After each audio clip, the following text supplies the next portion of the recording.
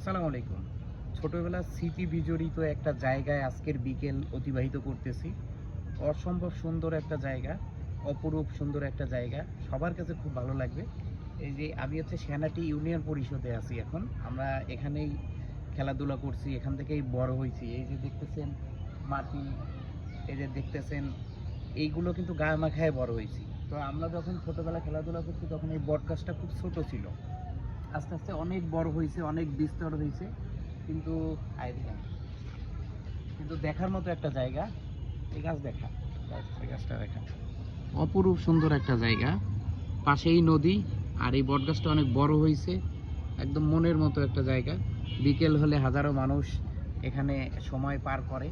এই নদীর আ এখানকার একটা অসাধারণ ভিউ থাকে। সেই ভিউটাই এরা কিন্তু উপভোগ করে। আশা করি আপনাদেরও খুব ভালো লাগছে।